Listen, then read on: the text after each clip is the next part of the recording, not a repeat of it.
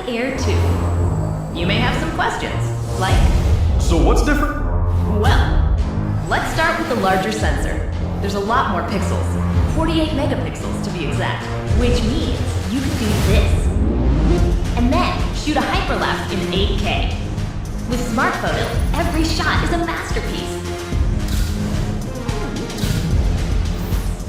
Yeah, but photos aren't really my thing. Don't worry, we've got you covered. It also has 4K 60p video. You can also slow things down. Way-do. And yes, there's HDR video. How's the flight time? It's fantastic. You're looking at up to 34 minutes in the air, a new record for the Mavic series.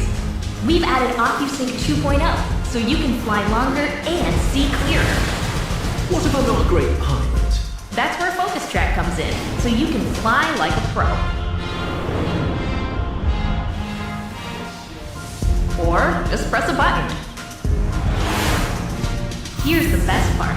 Automatic obstacle avoidance. Okay, but what do I do with all these shots? Here's an idea. Use the DJI Fly app to edit and share your moments with just a tap. So, what's different? A whole